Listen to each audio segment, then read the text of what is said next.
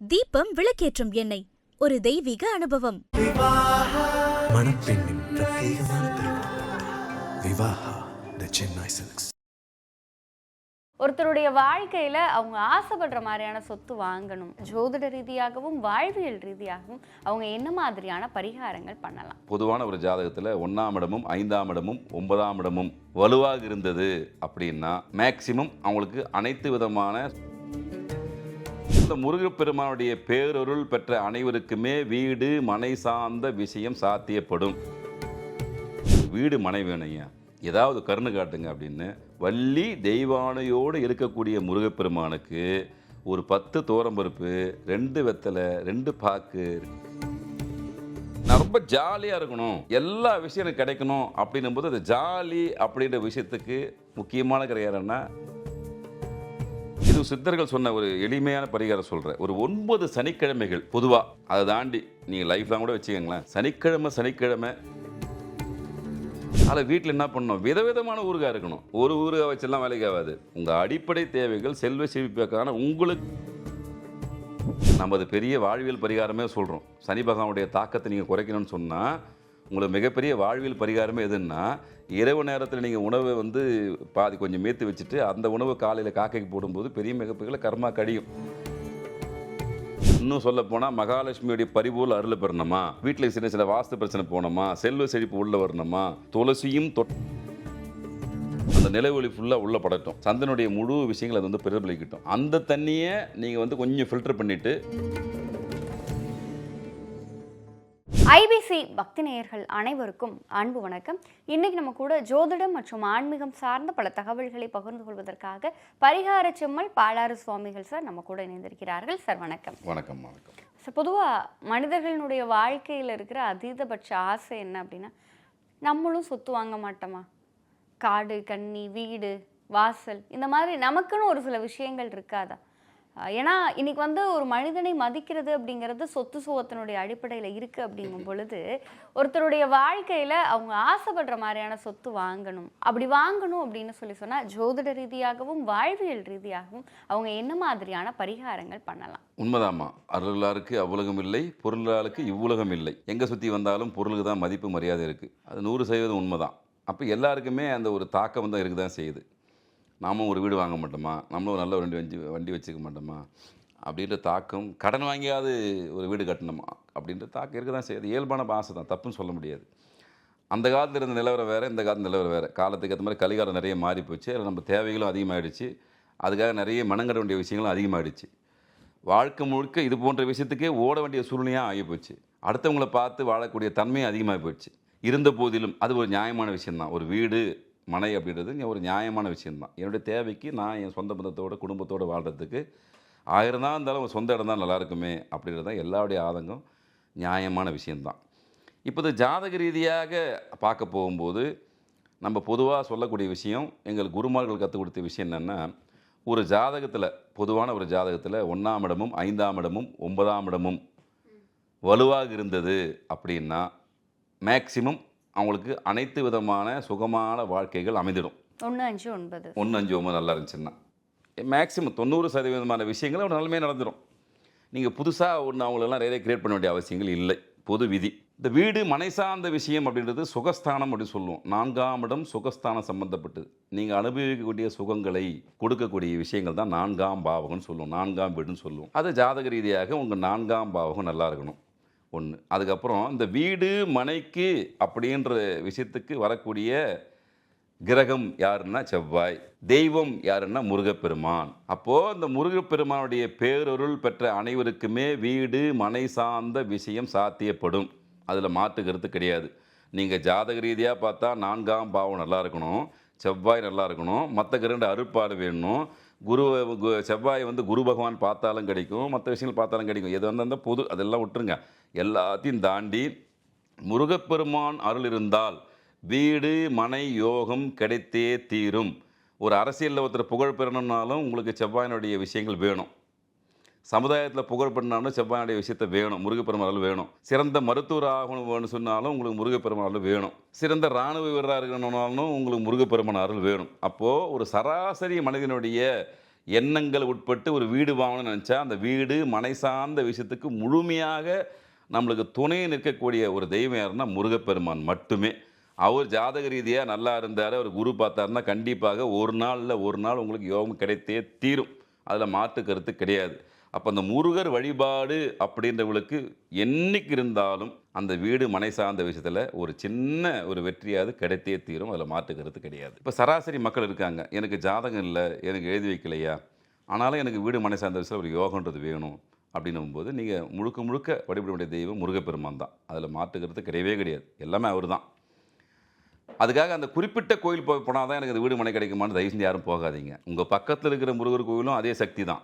ஒரு சில விஷயங்களில் நமது முன்னோர்கள், சித்தர்கள், மகான்கள் எந்திரங்கள் மூலியமாக ஒரு சில சக்திகளை பிரயோகம் பண்ணி அந்த கோயிலுக்கு வச்சுருப்பாங்க. அதனால் தன்மைகள் அதிகப்படுது. நீங்கள் அவ்வளோ தூரம்லாம் செலவு பண்ணி போகாதீங்க. பக்கத்தில் இருக்கிற முருகப்பெருமானுக்கிட்டே போயிட்டு ஒன்றுமே இல்லாமல் ஒரு 10 துவரம்பருப்பு, 2 வாழைப்பழம், 2 வெத்தலை, 2 பாக்கு போதும்.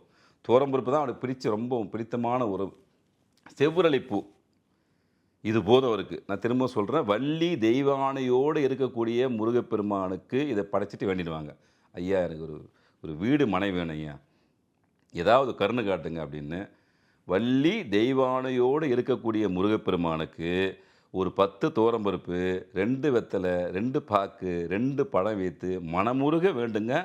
உங்கள் அருகில் இருக்கக்கூடிய கோயிலில், இதுக்காக ரொம்ப தொலைதூரத்தில் இருக்கிற கோயிலில் போய் கும்பிட்டா தான் முருகப்பெருமான் அருள் கொடுப்பாரு. அப்படியெல்லாம் ஒரு வரைமுறைக்குள்ளே கட்டுக்குள்ளே கொண்டு வராதீர்கள். அருகில் இருக்கிற சிறிய கோயில் இருக்கிற முருகப்பெருமானுக்கும் அதே சக்தி தான், நீண்ட தூரம் இருக்கிற சக்தி அதே சக்தி தான். அவங்க தேவைக்கேற்ப நம்ம ஒரு பயணம் போயிட்டு அதை போய் பார்த்துக்கிட்டு தவறு கிடையாது.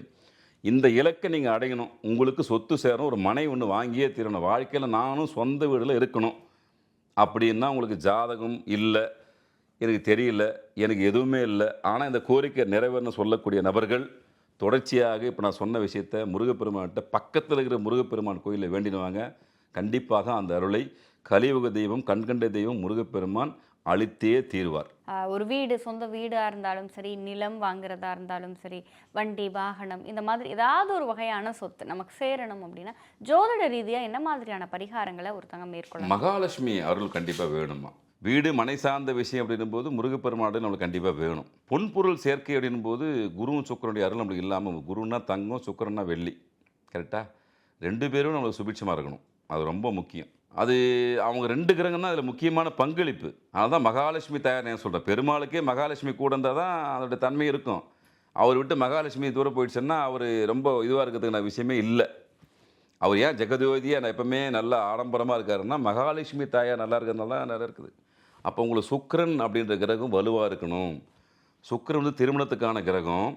ஒரு எப்படி சொல்கிறதுன்னா, ஒட்டுமொத்த இந்த செல்வ செழிப்பு அப்படின்னும் போது 2 கிரகம் தான் மேஜர் கிரகம். ஒன்று குரு பகவான், ஒன்று சுக்கிர பகவான். இந்த 2 பேரும் நல்லா இருந்தால் மட்டும்தான் அவங்க சுகபோக வாழ்க்கையை அமைக்க முடியும். இப்போ குரு பார்க்க கோடி புண்ணியம், நான் ரொம்ப ஜாலியாக இருக்கணும், எல்லா விஷயம் எனக்கு கிடைக்கணும் அப்படின்னும் போது அந்த ஜாலி அப்படின்ற விஷயத்துக்கு முக்கியமான கிரகம்னா மகாலட்சுமி தாயார் தான், சுக்கிர பகவான் தான். நம்ம பார்த்தோன்னே சொல்லிடலாம், அந்த ஜாதகத்தில் சுக்கிரன் ரொம்ப வலுவாக இருக்கார், நல்லா இருக்காருன்னா இவன் என்ஜாய் பண்ணி வாழ்கிறான்பா, ஒரு பிரச்சனை சொல்லிடலாம். இன்னும் வெளிப்படையாக சொல்லப்போனால் ஒரு சில கிரகங்களை குரு பார்க்கும்போது அவன் வாழ்க்கையிலேயே வேறு மாதிரி போயிடும். ஒரு சில கிரகங்களை சொல்லக்கூடாது, திடீர்னு மறைமுக வருவாயெல்லாம் கடிச்சு டக்குன்னு ஒரு பெரிய ஆள் ஆகிடுவான். நேற்று வரைக்கும் பார்த்தீங்கன்னா ஒன்றும் இல்லாத ஒரு நபர் ஒரு சில கிரக மாற்றம் வரும். அந்த சமயத்தில் பார்த்தீங்கன்னா திடீர் பணக்காரனாக ஆகிடுவார். அதுக்கும் காரணம் யாரும் அந்த குருவும் சுக்கிரனும். அப்போ அந்த குருவும் சுக்கிரனும் வலுவாக இருக்கக்கூடிய ஜாதகருக்கு என்றைக்கு இருந்தாலும் சுகபோக வாழ்க்கை அமையும். நான் ஏற்கனவே சொன்ன மாதிரி 4ஆம் இடம் தான் சுகஸ்தானம். நீங்கள் அனுபவிக்கக்கூடிய சுகத்தை அடையாளப்படுத்தக்கூடிய விஷயந்தான் அந்த 4ஆம் பாவம். அந்த 4ஆம் பாவத்தில் நின்ற கிரகம் நல்லா இருக்கணும், அந்த 4ஆம் பாவத்தின் அதிபதி நல்லா இருக்கணும். இதை தாண்டி அந்த 4ஆம் பாவக அதிபதி எந்த நட்சத்திரத்தில் புள்ளி இயங்குறாருன்னு பார்க்கணும். இவ்வளோ விஷயத்தை தாண்டி சுக்கிர பகவானும் குரு பகவானும் நல்லா இருக்காரா அந்த ஜாதகத்தில் பார்த்தா அவன் சுகபோகியாக வாழ்கிறதுக்கான விஷயங்களை எடுத்து கொடுத்துடலாம். சப்போஸ் சரியில்லைன்னாலும் அவர் ஈடுகட்டுறதுக்கான விஷயத்தை கொஞ்சம் சப்போர்ட் பண்ணுறதுக்கான விஷயத்தை கொடுக்கலாம். இந்த 2 கிரகங்களும் சுகபோக வாழ்க்கைக்கு முக்கியமான பங்களிப்பை தரக்கூடிய விஷயங்களாகும். சொத்து சேர்றதற்கும் அந்த செல்வ கடாட்சம் நம்ம கிட்ட தங்குறதுக்கும் நம்ம என்ன மாதிரியான பரிகாரம் பண்ணணும்? மகாலட்சுமி தாயார் வழிபாடு என்றைக்குமே சிறப்பு. பெருமாள் மாறுபத்தில் மகாலட்சுமி தாயார் இருப்பாங்க. நம்ம ஊரில் எல்லா இடத்துலையும் பெருமாள் கோயில் உண்டு. இது சித்தர்கள் சொன்ன ஒரு எளிமையான பரிகாரம் சொல்கிறேன். ஒரு 9 சனிக்கிழமைகள் பொதுவாக அதை தாண்டி நீங்கள் லைஃப்லாம் கூட வச்சுக்கோங்களேன். சனிக்கிழமை பெருமாளை யார் தொடர்ச்சியாக வழிபடுகிறார்களோ அவளுக்கு செல்வ செழிப்பு வந்தே தீரும். இது அனுபவம் உண்மை. நீங்கள் வேணால் செக் பண்ணி பார்த்துங்க. பரிச்சாத்த முறையிலே நீங்களோட 4 பேர் சொல்லுங்கள். ஐயா ஒரு 10 மாதம் போங்க, 1 வருஷம் போங்கன்னு சொல்லுங்கள்.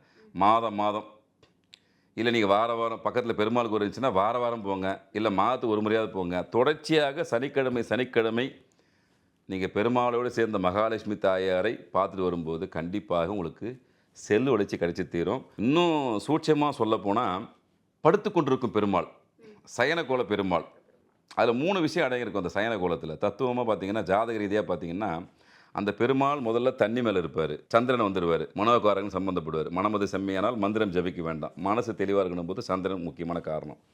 அவர் யார் மேலே படுத்துனுப்பார்? நாகம், சர்பத்து மேலே படுத்துனுப்பார். அங்கே ராகு ஆக்டிவேஷன் ஆவார். இந்த அதாவது திடீர் அதிர்ஷ்ட வாய்ப்பு, மறைமுகமான அதிர்ஷ்ட வாய்ப்பு, திடீர்னு ஒருத்தர் மேலே வந்ததுக்கெல்லாம் புகழ்படுறதுக்கு காரணம் என்ன? ராகு பகவான். அப்படி இந்த அவர் தான் ராகு தான் திடீர் பணக்காரன் ஆகிறதுக்கு காரணம். அந்த ராகு ஆக்டிவேஷன் ஆகிடுவார். அதுக்கப்புறம் பெருமாள் புதனுடைய அம்சமாக போயிடுவார். பேங்க்கு, வங்கி அப்படின்ற போது பேங்க்கில் அக்கௌண்ட்டில் பணம் போடுறது மற்ற எல்லாத்துக்குமே புதனுடைய ஆதிக்கம் தான் வந்துடும். அப்புறம் மகாலட்சுமி தாயார் இருப்பாங்க, அவங்க தான் செல்வ செழிப்புக்கு அதிபதி. அங்கே சுக்கிரன் ஆக்டிவேஷன் ஆகிடுவார். அப்போது இத்தனை கிரகங்களுடைய உட்பட்ட விஷயம்தான் சயன கோலத்தில் இருக்கிற பெருமாள். அப்போ உங்கள் ஊரில் எங்கே இருந்தாலும் அந்த சயன கோலத்தில் இருக்கிற பெருமாளை பார்க்கும்போது இந்த 4 விதமான கிரகங்கள் உங்களுக்கு ஈஸியாக ஆக்டிவேஷன் ஆகிடும். இயல்பாகவே அவரை பார்க்கும்போதே உங்களுக்கு இயல்பாக ஆக்டிவேஷன் ஆகிடும். அப்போ அவங்ககிட்ட இந்த ஒரே சங்கல்பம் தான், ஐயா எனக்காவது அதாவது சராசியாலேயே நான் வாழ்வதற்கான வழிகாட்டியாக நீங்கள் இருந்து அந்த செல்வ செழிப்பை கொடுங்க அப்படின்னு பயன்படுத்தணும். உங்கள் வீட்டில் விதவிதமான ஊறுகாய் இருக்கணும். விதவிதமாக ஊறுகாய் இருந்துச்சுன்னா செல்வம் சேருமா? குபேரன் ரொம்ப பிடிச்சதுமா. குபேரன் சொல்கிறது இப்போ நம்ம நிறைய தெய்வத்தை வழிபடுறாங்களா, குபேர கயிறு கட்டிக்கிறாங்க, எல்லாம் பண்ணுறாங்க. அது குபேரன் ஒரு பொறுப்பு, ஒரு பதவி, அது 2வது விஷயம் விட்டுருங்க. ஆனால் குபேர சம்பத்து அவருடைய அருளை பெறணுன்னா குபேருக்கு ரொம்ப பிடிச்ச விஷயமே ஊறுகாய் தான். அதில் வீட்டில் என்ன பண்ணணும், விதவிதமான ஊறுகாய் இருக்கணும். ஒரு ஊறுகாய் வச்செல்லாம் வேலைக்கு ஆகாது. உடனே நம்ம மக்கள் சொல்லுவாங்க, இப்போ 10 ஊறுகாய் வாங்கி வச்சா நான் பணக்காரன் ஆக முடியும்னு. அப்படி சொல்லவே வரல. உங்கள் அடிப்படை தேவைகள் செல்வ செழிப்புக்கான உங்களுக்கு உங்கள் கட்டத்துக்கு உட்பட்டு என்ன நடக்கணுமோ அதை விரைவாக பெற்றுத்தரக்கூடிய தன்மையை அந்த ஊறுகாய் கொடுக்குமானா கொடுக்கும். ஏன்னா அவருடைய அருட்பார்வை கண்டிப்பாக அதில் உண்டு. அதனால் சொல்கிறேன், விதவிதமான ஊறுகாயை பயன்படுத்த சிறப்பு, அதில் மாற்ற கருத்து இல்லை. கல்லுப்பு டீஃபால்ட்டாக சிதறக்கூடாது, இடது கையில் எடுக்கக்கூடாது, நகம் படக்கூடாது. இது எல்லாமே அவருடைய மகாலட்சுமியுடைய பரிபூர்ண அம்சம் கல்லுப்பு. அது வீட்டில் எப்பவுமே இருக்கணும். இன்னும் சொல்லப்போனால் நான் இன்னும் வெளிப்படையாக சொல்லப்போனால், நீங்கள் குறைவான சம்பளம் பெறக்கூடிய நபராவோடு இருக்கட்டும், உங்கள் வீட்டில் சமையல் பொருட்கள் எதுவும் இல்லைன்னு இருக்கக்கூடாது. உணவு சார்ந்த விஷயத்தில் இன்றைக்கி வீட்டில் போய் பார்க்கும்போது இது இல்லையே அப்படி நிலை இருக்கக்கூடாது. கொஞ்சமாவது கண்டிப்பாக இருக்கணும். ஏன்னா அன்னபூர்ணேஸ்வரி எப்பவுமே இரவில் பார்ப்பான்னு ஒரு ஐதீகம் உண்டு. எல்லாத்தையும் தாண்டி மகாலட்சுமி வாசம் செய்து ஒரு பக்கம் இருந்தாலும் கூட இரவில் தான் அன்னபூர்ணி வருவாங்களாம். நமக்கான விஷயம் எல்லாமே அடங்கியிருக்கான்னு பார்ப்பாங்க. அதனால தான் அந்த காலத்தில் மக்கள் என்ன பண்ணுவாங்கன்னா, இரவில் கொஞ்சம் உணவை மீத்து வைப்பாங்க. உணவை மீத்து வச்சு காலையில் காக்கைக்கு போடுவாங்க.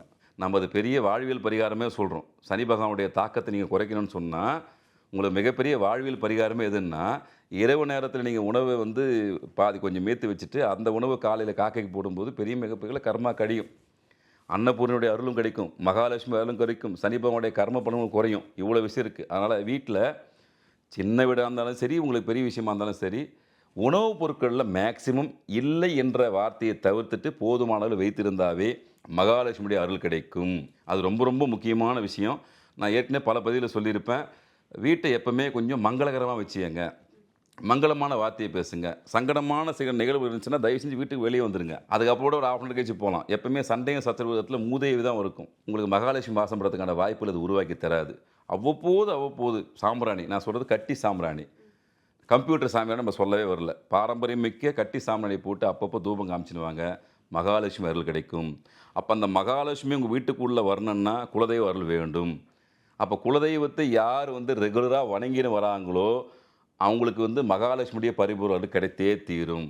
அப்போ ஒன்றுக்கு ஒன்று எல்லாமே கனெக்டிவிட்டி இருக்கும். அப்போ முதல்ல குலதெய்வம், அதுக்கப்புறம் நான் சொல்றது மாதிரி படுத்து கொண்டிருக்கிற சயன கோலத்தில் இருக்கிற பெருமாள் வழிபாடு, சனிக்கிழமை போய் பெருமாளை தரிசிப்பது, வீட்டில் நிறைய ஊறுகாய் வாங்கி வைப்பது, உணவுப் பொருள் குறையில்லாமல் இருப்பது, கல்லுப்பை சாதாரணமாக பயன்படுத்துவது, இவை அனைத்துமே உங்கள் செல்வ செழிப்பை அதிகரிக்கக்கூடிய விஷயங்கள். இது எல்லாமே ரொம்ப எளிமையாக இருக்கக்கூடிய வாழ்வியல் பரிகாரங்கள். இதெல்லாமே அனுபவ பரிகாரங்கள் தான். சித்தர்கள் சொன்ன சின்ன சின்ன டிப்ஸ் தான். இன்னும் சொல்லப்போனால் மகாலட்சுமியுடைய பரிபூர்ண அருள் பெறணுமா, வீட்டில் சின்ன சின்ன வாஸ்து பிரச்சனை போகணுமா, செல்வ செழிப்பு உள்ள வரணுமா, துளசியும் தொட்டாசினிங்கும் சேர்ந்து நீங்கள் வீட்டில் வளர்த்து வரும்போது உங்களுக்கு அந்த அனுகிரகம் கிடைக்கும். துளசியும் தொட்டாசனிக்கும் அவ்வளோ பெரிய தன்மை உண்டு. அப்போ 2 சேர்த்து நீங்கள் வீட்டில் வளர்க்கும்போது உங்களுக்கு மகாலட்சுமியுடைய அருள் பரிபூர்ணமாக கிடைக்கிறதுக்கு வாய்ப்புகளை அது மெல்ல மெல்ல உங்களுக்கு உருவாக்கி தரும். அதுக்கப்புறம் கடல் நீர் நம்ம சென்னையில் இருக்கிற மக்களுக்கு பெரும்பான்மை கிடைக்கும். நிச்சயமாக நுரையோடு இருக்கக்கூடிய கடல் நீரை கொஞ்சம் எடுத்து வந்து அப்பப்போ வீட்டில் தெளிங்க. அதுவும் மகாலட்சுமியுடைய ஒரு விஷயத்தை உங்களுக்கு பரிபூர்ணமாக கொடுக்குற தன்மை இருக்கும். கொஞ்சம் பெரிய வீடாக இருக்குது எங்கள் வீடு அப்படின்னு நினச்சிங்கன்னா கடல் தண்ணி எடுத்து வந்து நடு வீட்டில் வச்சு வைங்க. அவ்வளோ சீக்கிரம் கெட்டு போகாது. அவ்வப்போது அதை எடுத்து வீட்டு ஃபுல்லாக தெளிங்க. ஒரு 2 மாதம் ஒரு முறையாவது மாற்றுங்க. பௌர்ணமிக்கு நிலவு ஒளியில் தண்ணியை வைங்க செம்பு பாத்திரத்தில். அந்த நிலவு ஒளி ஃபுல்லாக உள்ளே படட்டும். சந்திரனுடைய முழு விஷயங்கள் அது வந்து பிரதிபலிக்கட்டும். அந்த தண்ணியை நீங்கள் கொஞ்சம் ஃபில்டர் பண்ணிவிட்டு குடிக்கிறதுக்கும் சரி, உணவுப் பொருளை சேர்த்தும் சரி, தொடர்ச்சியாக அடுத்த பௌர்ணமி வரைக்கும் பயன்படுத்துங்க. இது எல்லாமே உங்கள் வீட்டில் ஒரு சுபிட்சமான ஒரு மகாலட்சுமி தன்மையை உருவாக்கி தரக்கூடிய விஷயங்கள். அனைத்துமே செலவில்லாத பரிகாரங்கள் தான். செஞ்சு பாருங்கள், அற்புதமான பலன் கிடைக்கும். சார், சொத்து சேர்றதுக்கு எனக்கு தெரிஞ்சு நீங்கள் ஒரு 10 பரிகாரம் பக்கம் எங்களோடும் எங்கள் நேயர்களோடும் பகிர்ந்துருக்கீங்க. நிச்சயம் இதை பார்க்குற நேயர்கள் நீங்கள் சொன்ன இந்த எளிய வாழ்வியல் மற்றும் ஆன்மீக பரிகாரங்களை அவங்களுடைய வாழ்க்கையில் அவங்களுக்கு ஆசைப்படுற சொத்தை எல்லாத்தையும் வாங்கி மகிழ்வார்கள்ன்ற நம்பிக்கை எங்களுக்கு இருக்குது. உங்களுடைய இந்த நேர்காணலுக்கும் நீங்கள் எங்களோடு பகிர்ந்து கொண்ட தகவல்களுக்கும் நன்றி சார். நன்றி.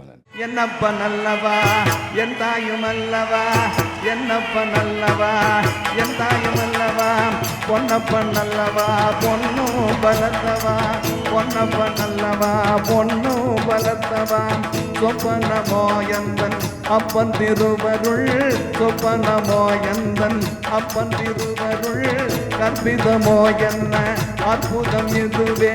தீபம் விளக்கேற்றும் எண்ணெய் ஒரு தெய்வீக அனுபவம். மணப்பெண்ணின் பிரத்யேகமான திருமணம்.